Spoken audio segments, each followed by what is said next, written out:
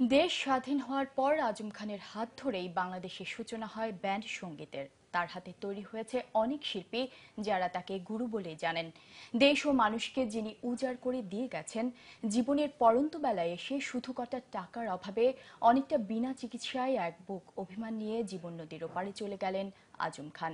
কিছুদিন আগে বাংলা ভিশনকে দেয়া এক সাক্ষাৎকারেও তিনি জানিয়েছিলেন সেই অভিমানের কথা। আরও জানাচ্ছেন মোজাম্মেল শিশির।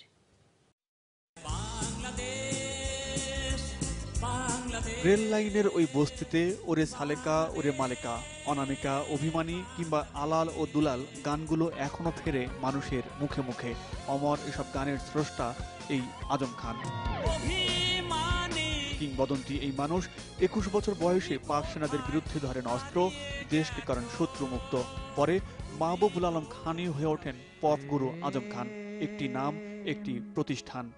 চিরদিন দূরে দূরে এক হয়ে থাক না। আজিমপুরে জন্ম নেয়া এই মানুষটি 81 সালে বিবাহ বন্ধনে আবদ্ধ হন শাহিদা বেগমের সাথে। এরপর 3 সন্তান সহ সস্ত্রী কমলাপুরে বাস করেন দীর্ঘদিন। কয়েক বছর আগে পরকালে চলে যান স্ত্রী শাহিদা বেগম। তুমিও চলে যাবে, আমিও চলে যাব,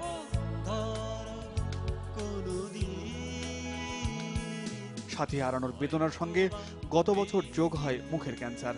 উন্নত চিকিৎসার জন্য চলে যান সিঙ্গাপুরে, কিন্তু খরচ জোগানোর অক্ষমতায় চিকিৎসা শেষ না করেই গত 27 ডিসেম্বর দেশে ফেরেন পপ গুরু। একদিকে মরণ ব্যাধি ক্যান্সার, আরেকদিকে টাকার দুশ্চিন্তা। ক্যান্সার তাকে যতটা কুড়ে কুড়ে খেয়েছে তার চেয়েও বেশি পুড়িয়েছে দারিদ্র্যের কষাঘাত। বিষণ্ণ ম্লান মুখ আর ক্লান্ত দুটি চোখ যেন তারই সাক্ষী।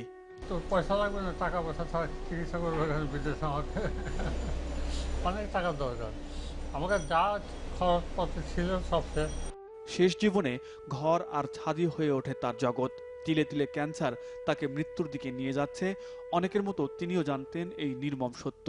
তবুও ক্ষীণকায় শিশুর মতো অথচ অসম্ভব আত্মবিশ্বাসী আর অভিমানী ছিলেন আজম খান। আর তাই ক্যান্সারকে পরাজিত করতে টাকার জন্য আত্মসম্মান বিসর্জন দিতে চাননি কখনোই। আমি কিছু নেওয়ার নাই, যতটা পারি দিয়ে যাবো, আসল ভালোবাসা দিয়ে যাবো।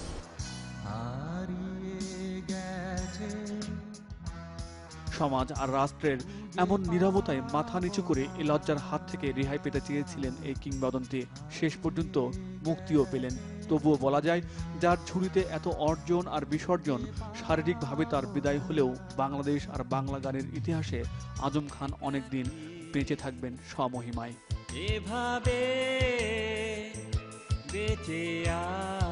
মোজাম্মেল শিশির, বাংলা ভিশন, ঢাকা।